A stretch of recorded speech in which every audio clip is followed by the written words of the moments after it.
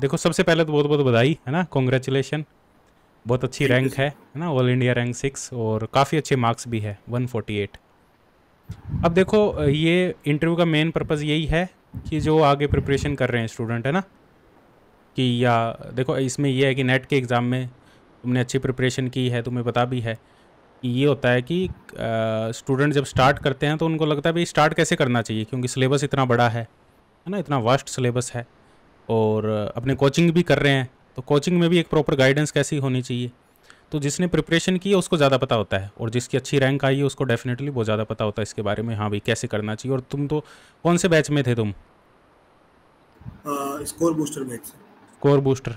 और जो main course था एक उसमें भी थे ना तुम, बीटा बैच? उसमें पिछले साल था सर, मैं बीटा बैच में। अच्छा, पिछले साल बीटा बैच में थे और उसके बाद में स्कोर बूस्टर में थे। हाँ सर। अच्छा, तो ये बताओ, सबसे पहले तो ये बताओ कि बीएससी एमएससी तुमने कहाँ से की? सर, मैं राजस्थान से हूँ। मैंने मेरी बीएससी और एमएससी सेंट्रल यूनिवर्सिटी और राजस्थान से ही करी है। अच्छा, अजमेर से, जो अजमेर में हाँ है ना। जी। अच्छा, बीएससी भी वहीं से, एमएससी भी वहीं से है? हाँ, इंटीग्रेटेड कोर्स था सर। अच्छा, तो अच्छा इंटीग्रेटेड था। तो इसके यस। मतलब मतलब बीएससी के लिए कोई एंट्रेंस दिया था? हाँ, सीयूईटी दिया था सर, उसी के अकॉर्डिंग इंटीग्रेटेड कोर्स में एडमिशन लिया था। अच्छा अच्छा। जैम में इतने अच्छे नंबर नहीं थे, अच्छा तो अच्छा। इवेंचुअली एग्जिट अच्छा ऑप्शन नहीं लिया फिर। अच्छा। अच्छा, तो वहीं से एमएससी कंटिन्यू किया ना। यस।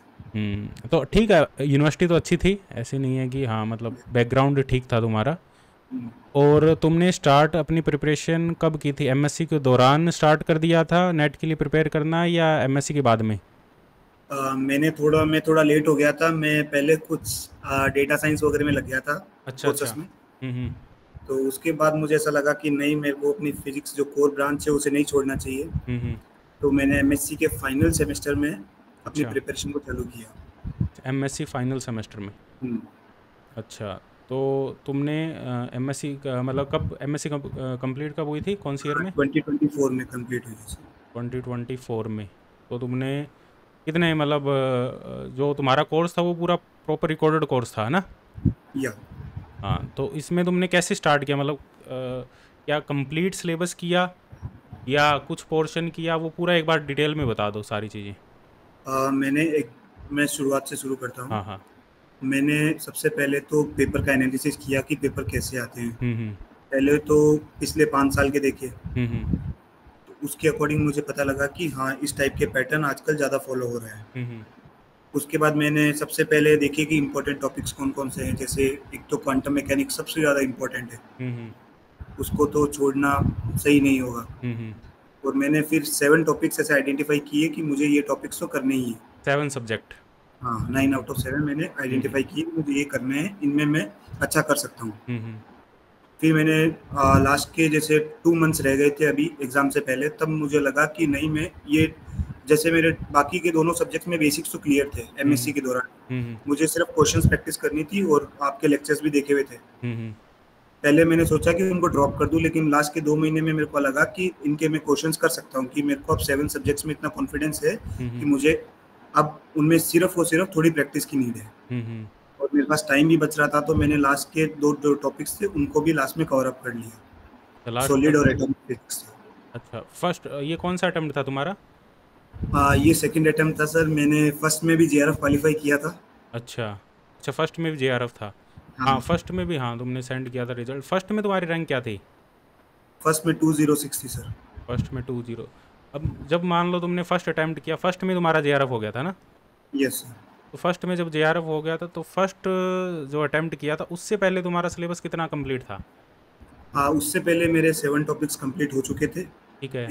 इतना कॉन्फिडेंस था कि ये 7 टॉपिक्स में मैं, अगर क्वेश्चंस आते हैं तो मैं 80% ऑफ द क्वेश्चंस उन 7 टॉपिक्स में से मैं अटेंड कर सकता हूँ। ठीक है, तो वो जो 7 टॉपिक्स थे उसमें मान लो तुमने प्रिपरेशन, जैसे 7 टॉपिक 7 सब्जेक्ट, तुमने कौन कौन से मतलब 2 सब्जेक्ट जो नहीं किए थे तुमने? सॉलिड और एटॉमिक फिजिक्स। सॉलिड नहीं किया था, एटॉमिक नहीं किया था। तो जो 7 सब्जेक्ट किए थे उसमें तुमने मतलब कैसे तैयार किया? एक तो थ्योरी लेक्चर तुमने कंप्लीट कर लिया ना? Yes sir. थ्योरी कंप्लीट करने के बाद में और क्या किया, मतलब सिर्फ पीवाई क्यू हाँ, ही किए या इसके अलावा भी कुछ और भी किया? पहले तो मैंने जैसे सिर्फ और सिर्फ पीवाईक्यूज पे ध्यान दिया कि इवेंचुअली वो तो कंप्लीट होनी ही चाहिए। अगर बाद में टाइम बचता है तो मैं और कुछ भी देखूंगा। पहले मैंने ये सोचा कि मुझे सिर्फ पहले पीवाईक्यूज पे फोकस करना है, नेट, गेट, जेस्ट और टाइफर के। अच्छा। यही बहुत हो जाते हैं, ये इतने इवेंचुअली इतने सारे पीवाईक्यूज हो जाते हैं अपने आप में ही। तो पहले मैंने इसी से चालू किया, उसके बाद में ये थोड़ा सा मेरे से जल्दी हो गया था पोर्शन पीवाईक्यूज वाला। मैंने थोड़ा सा एक्स्ट्रा टाइम दिया उसके लिए, पीवाईक्यूज के लिए। तो फिर मेरे पास टाइम बचा तो मैंने थोड़े बहुत बुक्स के क्वेश्चन प्रैक्टिस कर लिए थे, और अच्छा। कुछ आपने जो बुक्स के क्वेश्चंस बताए थे लेक्चर्स में, वो उनको मैंने क्वेश्चंस को देखा। उन एक्चुअली वो बुक्स वाले क्वेश्चंस बहुत ज़्यादा ज़रूरी है कुछ लेवल पर। जैसे कई बुक्स के क्वेश्चंस में ऐसा मैंने मेरे एक्सपीरियंस से जाना है कि एक क्वेश्चन के अंदर कम से कम 2 या 3 तरीके की अप्रोच मिल सकती है आपको क्वेश्चन को। आपकी वो जो क्रिटिकल थिंकिंग है ना, वो बहुत ज़्यादा डेवलप हो जाती है उस एक पर्टिकुलर बुक के क्वेश्चन से। और पीवाईक्यूज तो बहुत ज़रूरी है ये। कितनी बार किया, मतलब पीवाईक्यू को मल्टीपल टाइम किया या बस एक ही बार कर लिया? पीवाईक्यूज को मैंने फर्स्ट टाइम तो एक ही बार किया, और सेकंड में मैंने आइडेंटिफाई किए कि मैं पीवाईक्यूज में कौन से टॉपिक में कमज़ोर पड़ रहा हूँ। अच्छा, ठीक है। और उनके अकॉर्डिंग मैंने लिखता गया कि हाँ, मैं जून 2011 में एक ही क्वेश्चन था, ये मुझसे नहीं हुआ। मैंने पहले से लिस्ट बना रखी थी, तो उसको मैंने फॉलो करके लास्ट में जाकर के उन्हीं का वापस से एक बार रिवीजन कर लिया। अच्छा, ठीक है। मतलब ये नहीं कि बहुत ज़्यादा मल्टीपल टाइम, ऐसे नहीं कि 3 से 4 बार मल्टीपल टाइम्स अंदर।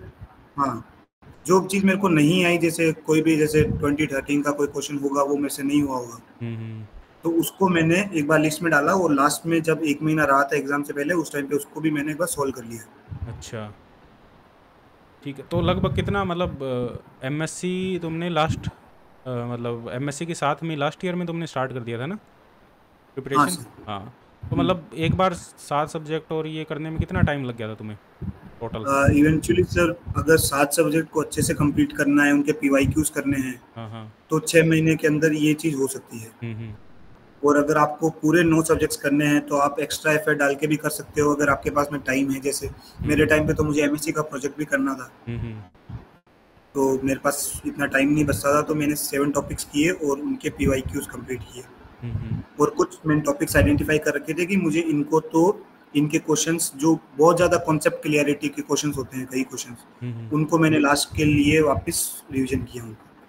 अच्छा, मतलब पीवाईक्यू जैसे तुम पीवाईक्यू प्रैक्टिस कर रहे थे ना स्टार्टिंग में, जैसे मैं देखो स्टूडेंट, इससे ये है कि जो नया स्टार्ट कर रहा है उसको ज़्यादा बेनिफिट मिलना चाहिए ना, वो इसके मैं इसलिए मैं पूछ रहा हूँ ज़्यादा कि जब पीवाईक्यू तुम स्टार्ट कर रहे थे, मान लो तुमने लेक्चर देख के पीवाईक्यू करना स्टार्ट किया, तो कितने % क्वेश्चन ऑलमोस्ट तुमसे बन जाते थे? मतलब तुम खुद से ट्राई करते थे या ज़्यादा में सॉल्यूशन देखना पड़ता था? तो जब मैंने पहला सब्जेक्ट उठाया क्वांटम मैकेनिक्स, मैं झूठ नहीं बोलूंगा, मेरे से 40% ऑफ द क्वेश्चंस बनते थे। मैंने पहली बार तो मुझे ऐसा लगा कि मेरे से होगा कि भी नहीं होगा, मुझे नहीं पता था। फिर मैंने उसी क्वेश्चन को वापस दूसरे अप्रोच से ट्राई करने की कोशिश की कि हाँ, अगर मैंने पहले का सॉल्यूशन देखा है तो मैं दूसरे क्वेश्चन में 5 मिनट्स तो एटलीस्ट दूंगा ही दूंगा, ताकि मैं अपने अंदर वो थिंकिंग डेवलप कर सकूं। उसके बाद में मैंने पहले 2-3 बार नहीं हुआ, लेकिन फिर बाद में अपने आप से इवेंट चीज़ें बनने लगी और सारे पीवाईक्यूज होने लगे, सारे मतलब 80% ऑफ द पीवाईक्यूज। मतलब स्टार्टिंग में तो दिक्कत आती है, स्टार्टिंग में दिक्कत आएगी, ऑब्वियस सी बात है ये, स्टार्टिंग में दिक्कत आएगी। और अगर आप कंसिस्टेंट रहेंगे और थोड़ी सी हिम्मत रखेंगे ना, और थोड़ा खुद से सोचेंगे चीज़ों को, एनालिसिस करेंगे, अप्रोच डेवलप करने की कोशिश करेंगे हर एक क्वेश्चन को।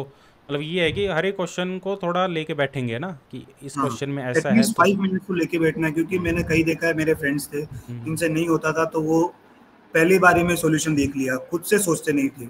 जब तक वो चीज़ डेवलप नहीं होगी तो फिर कोई मतलब नहीं है। नहीं, हाँ, ये सबसे इम्पोर्टेंट पॉइंट यही है कि अपने टिकते नहीं है क्वेश्चन पर। हाँ, थोड़ी देर ट्राई किया, नहीं बना, फिर उसके बाद में फटाफट से सॉल्यूशन देखा, अच्छा ऐसे ऐसे होना है, तो वैसे देख लिया और उसको सोल्व भी नहीं किया ना। मोस्टली बच्चों की गलती यही है कि उसको सोल्व भी नहीं करते, फिर देखने के बाद अच्छा ऐसे हो जाएगा, तो वहीं छोड़ दिया ना। एक सबसे बहुत ज़्यादा ज़रूरी चीज़ है कि आपको पेन और पेपर लेके सॉल्व करना ही पड़ेगा, अदरवाइज मेरे साथ भी ये गलती हुई थी। मैंने बीच में देखने लग गया था कि हाँ, अच्छा ये इस तरीके से हो जाएगा, मैंने माइंड में सोचने लग गया चीज़ों को। फिर जब मैंने पेन और पेपर उठाया तो मेरा कंसंट्रेशन गायब होने लग गया, मतलब लूज होने लग गया कंसंट्रेशन। मैं कोई भी क्वेश्चन करता था तो उसमें एक्यूरेसी नहीं आ पाती थी। फिर मुझे लगा कि नहीं, इसको पेन और पेपर पे ही सॉल्व करना पड़ेगा, केवल माइंड में करने से नहीं होगा। जरूरी है, प्रैक्टिस जरूरी है। प्रैक्टिस बहुत ज़्यादा मतलब जरूरी है। तुम्हारे अकॉर्डिंग थ्योरी पार्ट और जो पीवाईक्यू प्रैक्टिस और क्वेश्चन प्रैक्टिस, इसमें से मतलब किसका वेटेज ज़्यादा है मतलब प्रिपरेशन में? मतलब 40% मेरे हिसाब से तो सर दोनों ही चीज़ों का वेटेज ओवरऑल बराबर है। हम्म। दोनों ही चीज़ें आनी चाहिए। पर पीवाईक्यूज में ऐसा है कि आप पीवाईक्यूज को खुद से सॉल्व करेंगे तो आपकी थिंकिंग को डेवलप करेगा। तो हम्म। अगर ऐसा नेट में सेम क्वेश्चंस तो आने नहीं है, हम्म। बहुत कम चांस है कि बहुत सेम कम क्वेश्चन चांस है। आएंगे। तो वो तो नए क्वेश्चन ही बनेंगे, तो वो आपको थिंकिंग तो डेवलप करनी पड़ेगी पड़ेगी। तो उसके लिए पीवाईक्यूज तो मस्ट है। हम्म। और थ्योरी के लिए आप एक्स्ट्रा एफर्ट डालिए। जैसे आपको कई बार अ, जैसे कई बार टाइम नहीं मिलता, तो अगर रात को नींद आती है तो उस टाइम पे पीवाईक्यूज कर लीजिए, क्योंकि पीवाईक्यूज थोड़े इंटरेस्टिंग होते हैं। थ्योरी पार्ट थोड़ा सा बोरिंग बोरिंग हो टाइप जाता है होता थोड़ा। है। मतलब थ्योरी पार्ट तो देखो वो तो नेसेसरी है ही है ना, क्योंकि कॉन्सेप्ट नेसेसरी। उसी से ही बिल्ड होगा। जब तक वो चीज़ें फॉर्मूले याद ही नहीं होंगे, कॉन्सेप्ट पता ही नहीं होंगे, कैसे करोगे? और जो ब्रशअप करना है वो पीवाईक्यू से ही होगा। वो ना पीवाईक्यू से। पीवाईक्यू, और पीवाईक्यू होने के बाद में बुक के क्वेश्चन, क्योंकि बुक के क्वेश्चन जैसे ये है कि हाँ, जैसे अपने जेटली से बुक के क्वेश्चन कर रहे हैं, है ना, तो एक ही क्वेश्चन में जेटली तो बहुत बढ़िया बुक है ना, एक ही क्वेश्चन में इतने सारे कॉन्सेप्ट क्लियर हो जाते हैं, 4 4 5 5 कॉन्सेप्ट आ जाते हैं एक ही क्वेश्चन में, क्योंकि सब्जेक्टिव टाइप के क्वेश्चन है ना, वो करने भी जरूरी है। और वो सभी सब्जेक्ट के लिए तो नहीं किए होंगे बुक से, कुछ नहीं सब्जेक्ट नहीं का ही सर। किए होंगे ना? हाँ, मैंने जैसे पहली बार में जब मैंने आपको बताया कि मेरे से 40% ऑफ द क्वेश्चंस हो रहे थे क्वांटम मैकेनिक्स के हम्म। पहली बार में, तो उस टाइम पे भी मैंने एक बार बुक को हाथ में ली थी। हम्म। उस टाइम पे भी, क्योंकि उस टाइम पे फिर मैंने जब बुक को हाथ में ली तो मुझे एक ही क्वेश्चन में मल्टीपल अप्रोचेस का पता लगा। हम्म। तो उससे भी थिंकिंग डेवलप होने लगी। तो अगर किसी से, मैं अभी इस रिकॉर्डिंग के माध्यम से ये कहूँगा कि हम्म। अगर किसी से भी कोई क्वेश्चन नहीं हो रहा है तो बुक के भी कई क्वेश्चंस को ट्राई कीजिए। बुक से आपको अप्रोच पता लगेगी कि आपको क्वेश्चंस को अप्रोच कैसे करना है, और फिर आपसे अपने आप क्वेश्चन होने लग जाएगी। एक्स्ट्रा चीज़ें ही पता लग जाएगी, क्योंकि हो एक्स्ट्रा सकता है चीजें कोर्स पता। में तो लिमिटेड हो, है ना, कोर्स में तो डेफिनेटली लिमिटेड होती है, टाइम लिमिटेड होता है, तो उसमें अप्रोच भी एक ही होती है ना, जो मैंने बता दी, मान लो कोर्स में मैंने बता दी भाई ऐसे कर लो, और बुक्स में तुम करोगे तो हो सकता है तुम्हें और भी तरीके मिले काफ़ी, है ना, और मिलते हैं डेफिनेटली, अलग अलग तरीके मिलते हैं और अलग अलग टाइप के। और क्वेश्चन ये भी तुमने फील किया होगा कि बताना तुमसे ये नहीं, कि जब क्वेश्चन आते हैं एग्ज़ाम में, वो क्वेश्चन बुक में से ही कहीं ना कहीं किसी कॉन्सेप्ट से होते हैं, है ना? ये या तो किसी 100 क्वेश्चन से होते हैं। ये तो यूनिवर्सल फैक्ट है सर। हाँ हाँ। ये तो है ही है। क्योंकि बुक में से कोई ना, तुम कोई भी क्वेश्चन उठा के देख लो, हाँ, उसमें से बुक में से किसी क्वेश्चन में से उठ के आया होगा, या किसी कॉन्सेप्ट में से डायरेक्ट उठ के आया होगा। अल्टीमेटली जिन्होंने पेपर बनाया नेट का वो प्रोफेसर है, तो हाँ वो हाँ। बुक को ही फॉलो करेंगे। स्टैंडर्ड तो बुक ही फॉलो होती है उसकी। स्टैंडर्ड बुक से फॉलो करेंगे तो उसी के अप्रोच को लेकर के वो क्वेश्चंस बनाएंगे। पहले पीवाईक्यू मस्ट है, उसके बाद में बुक के क्वेश्चन जरूरी है। हाँ, पर पीवाईक्यू जरूरी है, बिना पीवाईक्यू के बुक के क्वेश्चन भी नहीं करने का पीवाईक्यूज मतलब। के बिना सिलेक्शंस आप छोड़ दीजिए कि नहीं होगा। पीवाईक्यूज केवल थ्योरी पे जाएंगे कि थ्योरी पढ़ के चले गए एग्जाम में हो जाएंगे क्वेश्चन, तो ऐसा नहीं होगा। ये चीज़ पॉसिबल नहीं है। टीफर के पीवाईक्यूज तो, क्वेश्चन भी किए थे? हाँ, टिफर के क्वेश्चन भी किए थे सर। टीफर के भी सारे किए थे ना? हाँ, टिफर में ऐसा है कि आपको सबसे पहले नेट और गेट से चालू करना चाहिए। हम्म। जस्ट में थोड़ी सी क्रिटिकल थिंकिंग है, मतलब क्वेश्चन इजी होते हैं, ज़्यादा हार्ड नहीं होते, पर उसमें थोड़ा सा आपको एक्स्ट्रा दिमाग लगाना पड़ेगा। हाँ, और टाइफर को तो फिर आपको लास्ट में ही करनी चाहिए, कि जब आपको कॉन्फिडेंस आ जाए कि हाँ मैं सब्जेक्ट में थोड़ा स्ट्रांग हूँ, तो फिर लास्ट में आपको टीफर की करनी चाहिए। टाइफर के क्वेश्चन करने चाहिए। बहुत बड़ी यही अप्रोच रहनी चाहिए, पहले थ्योरी, पीवाईक्यू, फिर टीफर के क्वेश्चन, फिर उसके बाद में टाइम बचता है तो बुक के क्वेश्चन। ठीक है, फर्स्ट अटैम्प्ट में हो ही जाएगा। पहली बात तो ये प्रोसेस यदि फॉलो करेंगे 6 महीने, 7 महीने। कंसिस्टेंटली ये प्रोसेस को फॉलो किया जाए तो 6 महीने इनफ है, अगर कोई ढंग से तैयारी कर रहा है तो। और कोई कितना नहीं टाइम देते थे मतलब डेली एमएससी के साथ में? सर, मैं एमएससी के प्रोजेक्ट में तो मुझे ज़्यादा टाइम नहीं मिल पाता था। हम्म। अभी जैसे मैंने पिछले 6 महीने में तो थोड़ा कम था, तो मैं थोड़ा प्रोजेक्ट पे भी एक्स्ट्रा टाइम दे रहा था और इसमें भी थोड़ा टाइम दे रहा था। तो मान के चले तो सर मैं 8 घंटे तो देता था नेट पे एमएससी कंप्लीट होने के बाद। 8 घंटे देते थे? हाँ। हाँ, ज़रूरी भी है इतना तो ना, क्योंकि सिलेबस बहुत ज़्यादा है। इसमें ये है कि मान लो अपने सिलेबस, जैसे ये है कि मान लो क्वांटम तुमने की, क्वांटम में कुछ छोटा भी या सारे टॉपिक कर दिए क्वांटम के? नहीं, कुछ छोड़ा नहीं सर। अगर मैंने कोई जैसे क्वांटम उठाई तो मैंने क्वांटम को पूरा कंप्लीट ही किया, मतलब उसके उस बाद ही मैंने दूसरा टॉपिक चालू किया। अदरवाइज एक टॉपिक छोड़ देते हैं तो वो पीछे रह ही जाता है, बाद में मुश्किल से होता है।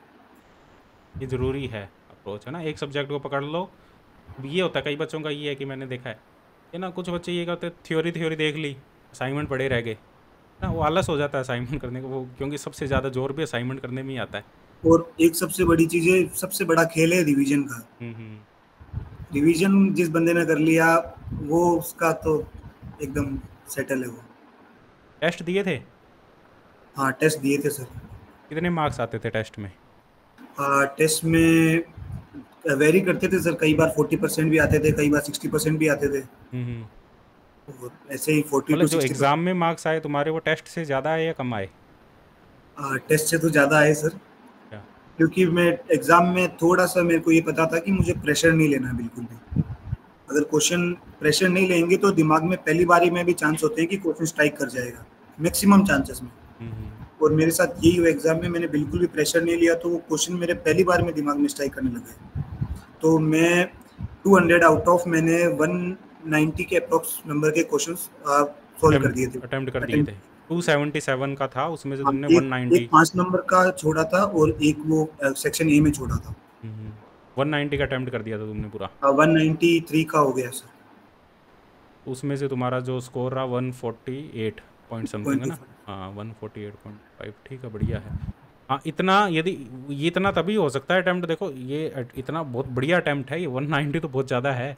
190 तभी हो सकता है जब तुरंत क्लिक कर गया क्वेश्चन, देखते ही क्लिक कर गया, है ना? उसके लिए सबसे ज़्यादा ज़रूरी है कि आप प्रेशर फील नहीं करें एग्जाम में। हाँ मेन दिक्कत यही होती है कि अपने प्रेशर फील कर जाते हैं। एक तुम्हारा मेन चीज़ ये भी था, जेआरएफ तो हुआ है ना?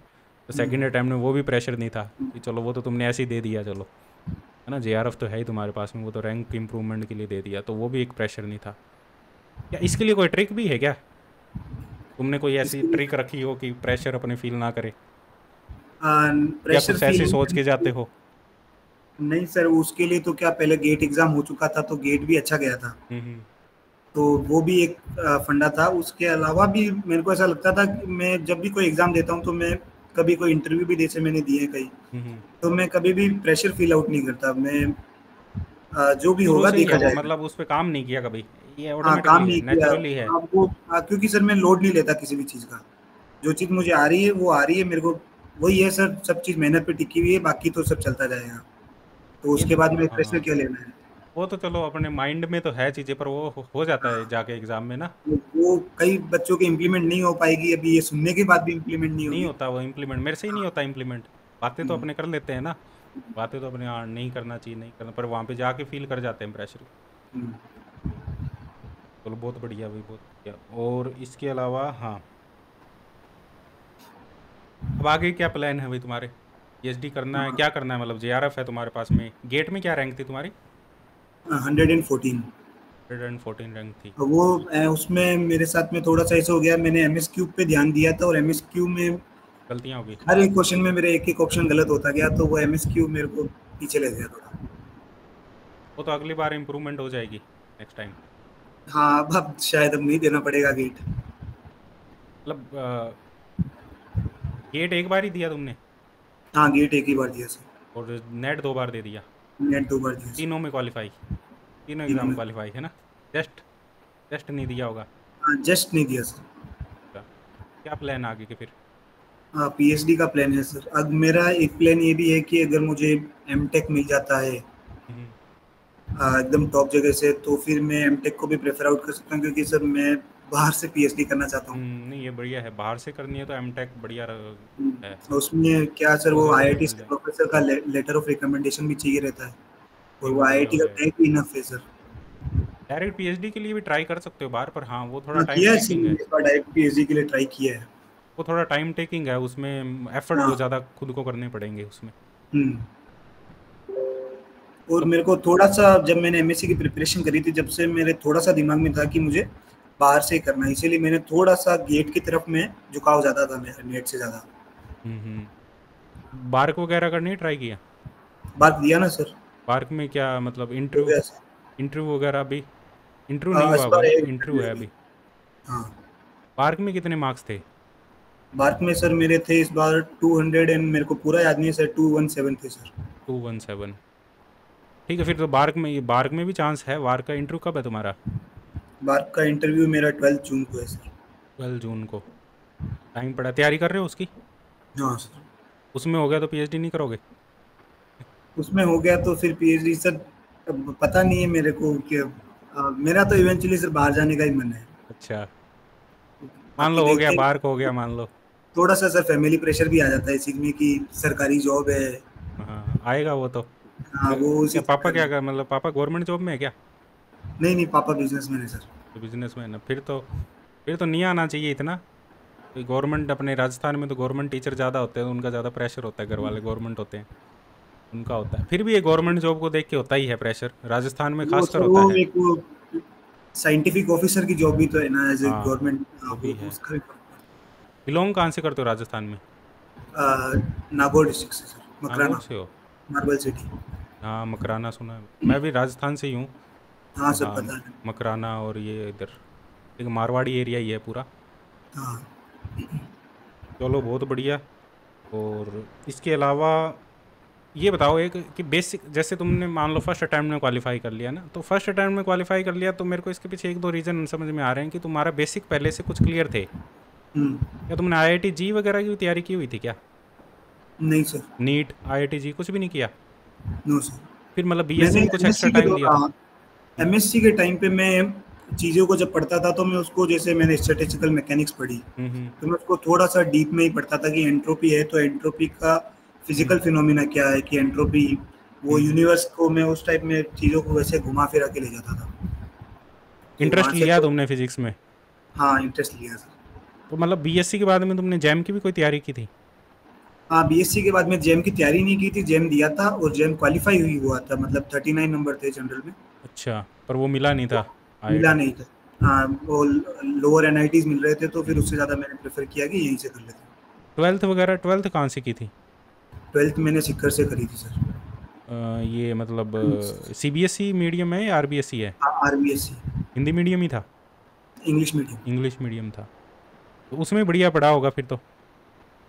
या मतलब फिजिक्स में मतलब इंटरेस्ट कैसे आया, कहाँ से इंटरेस्ट आया है? ट्वेल्थ से ही आ गया था या बीएससी एमएससी हाँ बाद में? ट्वेल्थ से आ गया था सर ट्वेल्थ फिजिक्स से आ में। गया था ना इंटरेस्ट। तभी मैं वो सोचने की कोशिश कर रहा हूँ मैं भाई। फर्स्ट अटैम्प्ट देखो, फर्स्ट अटैम्प्ट में निकालना कोई छोटी बात नहीं है ना। एक तो होता है लक कि उसके बाद में उसका होता नहीं, एक बार हो गया तो दूसरी बार नहीं हुआ। एक होता है कि हाँ बेसिक, जिसने आईआईटी जी क्रैक किया हो या आईआईटी जी की प्रिपरेशन की हो, नीट की प्रिपरेशन। एक होता है कि आईआईटी जैम की कोई प्रिपरेशन की हो, है ना। तो वो चीज़ें होती है फैक्टर, तो वो मैं जानने की कोशिश कर रहा हूँ भाई आईआईटी जी था क्या फैक्टर था, या तो इंटरेस्ट होता है। तो बीएससी में भी कोई प्रॉब्लम वगैरह सोल्व करते थे, क्वेश्चन वगैरह? नहीं सर, बीएससी में मैंने सच तो कोई प्रॉब्लम सोल्व करी नहीं। हम्म मैं जो क्लासेस में पढ़ाते थे वही प्रोफेसर से थोड़ा डिस्कस करके खुद से थोड़ा सोचता था, वो हम्म। थोड़ा बीएससी साइड थोड़ा एंजॉय करने वाला ही था तो वो वैसे ही निकाल दिया मैंने। थ्योरी तुमने ध्यान दिया है ठीक ठाक अपने हाँ। बीएससी एमएससी में, है ना? हाँ थ्योरी पोर्शन पे तुमने काफ़ी फोकस किया है। थ्योरी में ऐसा है कि मुझे जो भी टर्म्स हैं, जो आप मैंने जैसे आपके लेक्चर्स तो देखे ही थे, हम्म तो मुझे उनके टर्म्स पता थे कि इनका फिजिकल सिग्निफिकेंस भी क्या है। हम्म। तो फिर उस वजह से मेरे को थोड़ी दिक्कत कम आई। वो तुम्हें टाइम भी कम लगा इसी वजह से, हाँ। इसी वजह से टाइम कम लगा, क्योंकि 6 महीने में एक नया स्टूडेंट जिसका बिल्कुल बेसिक नहीं है, तो 6 महीने कम ही लगते हैं, 6 महीने में होता नहीं है। हाँ तुम्हारा थोड़ा बेसिक, अच्छी यूनिवर्सिटी भी थी, उसका भी फ़र्क है नो डाउट। हाँ और इसके साथ में इंटरेस्ट भी है, मेन चीज़ वो है, इंटरेस्ट है फिर। और इसके साथ में मेहनत भी है, 8 8 घंटे देना वो भी है। मेहनत नहीं करते क्योंकि रिकॉर्डेड बैच में ये होता है कि बच्चे लेके छोड़ देते हैं। हाँ कभी 2 सब्जेक्ट कर लिए, 3 सब्जेक्ट कर लिए, कभी कंसिस्टेंसी नहीं रखते वो। कंसिस्टेंट नहीं रखते। और मतलब कोर्स की वैलिडिटी ख़त्म होगी, भूल गए कि कोर्स भी है हमारे पास में। हम्म, ऐसी चीज़ 5% स्टूडेंट ही है जो सिर्फ मतलब पूरा करते हैं सिलेबस, 5% हम्म। स्टूडेंट, हार्डली 5%, जो कि 70 80% सिलेबस करते हैं, और उन्हीं का ही सिलेक्शन होता है। तो अब तुम्हारे में मतलब फ्यूचर में यही है कि बार्क और पीएचडी, है ना? बाहर को अभी के भेज। लिए ये दो चीज़ें ही हैं, और कुछ नहीं है अभी, सिर्फ नो यही सर। है। ठीक है बहुत बढ़िया। और कोई मैसेज स्टूडेंट के लिए, मतलब जो प्रिपरेशन, जैसे मान लो जो अब नए प्रिपरेशन कर रहे हैं, एक क्वेश्चन और मैं पूछता हूँ, क्या सेल्फ प्रिपरेशन पॉसिबल है? ऑनेस्ट आंसर दे देना, है ना। अपने जरूरी नहीं कि मैं कोचिंग करवा रहा हूँ तो मैं इस वजह से पूछ। क्या सेल्फ प्रिपरेशन कोई करना चाहे नेट की, क्या पॉसिबल है तुम्हारे अंदाज में? तुम्हें ऐसा लगता है कि हाँ भाई मैं सेल्फ भी करता तो हो जाता? मैं सर ऑनेस्ट आंसर दूँ तो मेरे हिसाब से कोचिंग से ये फ़ायदा होता है कि आप सारा सिलेबस एक तो कवर कर सकते हो, हम्म मतलब वो टाइम थोड़ा लेस कंज्यूमिंग रहेगा कोचिंग से अगर आप करते हो तो, क्योंकि अगर आप सिर्फ सेल्फ से करोगे तो आप बुक से पढ़ोगे, बुक से आप जितना ज़्यादा पढ़ोगे आपको टाइम बहुत ज़्यादा लगेगा। हम्म भाई पीवाईक्यूज तो आप नेट से देख के कर लोगे, पर वो जो टाइम है वो टाइम का ही सारा फैक्टर है, कॉन्सेप्ट बिल्ड करने में जो टाइम लगता है, कॉन्सेप्ट बिल्ड करने में और जो टाइम का ही फैक्टर है, तो उस केस में कोचिंग ज़रूरी है। कि गाइडेंस के लिए। पर ये पूरा गाइडेंस कोचिंग पे भी रिलाई नहीं रह सकते, नहीं, वो तो मेहनत है तो ना? खुद को ही करनी पड़ेगी, पूरा केवल कोचिंग पे कोचिंग भी सिलेक्शन रिलाई नहीं थोड़ी रह ना। सकते कि हाँ भाई कोचिंग ले ली तो हो गया हमारा, है ना? हम्म, मेहनत करनी पड़ेगी उसमें, एक्स्ट्रा भी मेहनत करनी पड़ेगी। पूरे कोर्स पे भी रिलाई नहीं रह सकते, एक्स्ट्रा मैंने जैसे तुम कह रहे हो बुक के क्वेश्चन भी करने पड़ेंगे, हम्म, है ना? कुछ एक्स्ट्रा क्वेश्चन, टीफर के क्वेश्चन भी करने पड़ेंगे। क्लास में तो लिमिटेड क्वेश्चन होते हैं, तो उससे पे प्रैक्टिस के लिए हमें एक्स्ट्रा एफर्ट भी डालने पड़ेंगे 8-10 घंटे। और एक सर जैसे बच्चे क्या सोचते हैं कि जैसे मेरे को तैयारी करनी है तो मैं कल से तैयारी करूंगा, वो नहीं सोचते कि आज से मुझे तैयारी करनी चाहिए, तो वो कल का फैक्टर आता ही नहीं है बाद में कभी, टाइम निकल जाता है जब तक।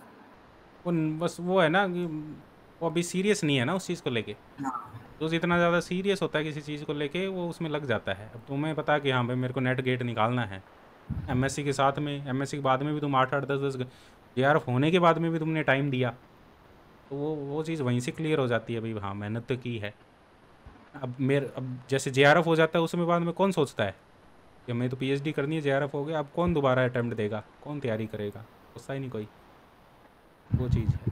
तो ठीक है, सेल्फ प्रिपरेशन से वो है कि टाइम टेकिंग है चीज़ें, पर हो सकती है, ऐसी बात नहीं है कि हो नहीं सकती। सेल्फ हम्म, प्रिपरेशन से भी चीज़ें कवर हो सकती है, बट ये है कि तुम्हें बुक्स में ज़्यादा ध्यान देना पड़ेगा ना। 1 साल भी लग सकता है सेम प्रिपरेशन को, है ना? जो 6 महीने में प्रिपरेशन हो सकती है उसको 1 साल आराम से लग सकता है। और कोई मैसेज स्टूडेंट के लिए? और तो सर कंसिस्टेंसी मैसेज है और कुछ नहीं है, हम्म, कंसिस्टेंट रहिए, बाकी सब मतलब और भगवान, प्रेशर मतलब कुछ कुछ ऊपर वाले पे भी डिपेंड करती है चीज़ें। ऊपर वाले पे से सारी चीज़ें डिपेंड करती है, एनर्जी वहीं से आती है सर। क्या मतलब ऐसे लग रहा है कि भाई खुद एफर्ट लगाओ तो हो ही जाएगा, ऐसा कभी लगा? खुद एफर्ट लगाने में भी सर वो जो एनर्जी का रोल है वो तो कहीं ना कहीं जो माइंड चल रहा है उसके पीछे, वो तो ऊपर वाले का ही खेल है। हाँ, जो पीछे से सप्लाई हो रही है वो तो उसकी ही हो रही है ना। हाँ। हाँ, उसकी सप्लाई रुक गई तो कैसे होगा? सब कुछ ही बंद हो जाएगा सिर्फ। बहुत बढ़िया भाई, बहुत बढ़िया। चलो बहुत बढ़िया, और बहुत अच्छा लगा, और बहुत बढ़िया इंटरव्यू था। काफ़ी अच्छे से तुमने बताया सारी चीज़ें। 12th में कितने परसेंट कितने थे, एक चीज़ और बता दो लास्ट, 12th में कितने परसेंट थे? ट्वेल्थ में सर मेरे 76% थे, मैं हम्म, थोड़ा कम पढ़ा था उस टाइम पे। अच्छा हालांकि फिजिक्स में तो मैंने अच्छा किया था, बाकी मेरे को केमिस्ट्री में थोड़ा इंटरेस्ट कम था। अच्छा। केमिस्ट्री में हो गया, हिंदी में जैसे आरबीएससी में इंग्लिश हिंदी हम्म, और पीसीएम 5 सब्जेक्ट होते थे, तो हिंदी में और केमिस्ट्री में मेरे आज पासिंग नंबर ही आए थे, तो फिजिक्स और मैथमेटिक्स में थोड़े अच्छे नंबर थे। उस टाइम पे कोई प्लान नहीं था आईआईटी जी नीट का ना? नहीं, कोई प्लान नहीं था सर। अब तुम्हारा पूरा फोकस है फिजिक्स में ही रहना है, तो असिस्टेंट हाँ। प्रोफेसर भी सोच रहे हो बाद में, after PhD? Main. After PhD आज पहले सब मेरी पहली प्रेफरेंस तो रहेगी साइंटिस्ट के रोल के लिए, हम्म उसके बाद में ही असिस्टेंट प्रोफेसर का। मेरा ये मोटिव ही है कि साइंटिस्ट, अभी देश को साइंटिस्ट की ज़्यादा ज़रूरत है। हम्म हाँ वो तो है, कंट्रीब्यूशन, कंट्रीब्यूशन वैसे ठीक है। साइंटिस्ट यदि मिलता है तो ठीक है, तो नहीं मिलता है तो फिर वो तो है ही पीएचडी और असिस्टेंट प्रोफेसर। कंट्रीब्यूशन तो उसका भी एक अच्छे प्रोफेसर भी बनना ना, ये अपने आप में एक बहुत बड़ी बात है। साइंटिस्ट तो चलो वो है कि चलो कंट्रीब्यूट होता है, पर टीचर जो कंट्रीब्यूट करता है वो सब, वो साइंटिस्ट बना देगा 50 लोगों को। हाँ। वो है, सोच पे डिपेंड करता है मैं किस सोच से क्लासरूम में जा रहा हूँ। मैं सिर्फ इसलिए जा रहा हूँ कि मेरे को टाइम पूरा करना है, हम्म। या मैं इसलिए जा रहा हूँ कि भाई मेरे को बच्चों को सिखाना है ना, वो पर्पस पे डिपेंड करता है सारी चीज़।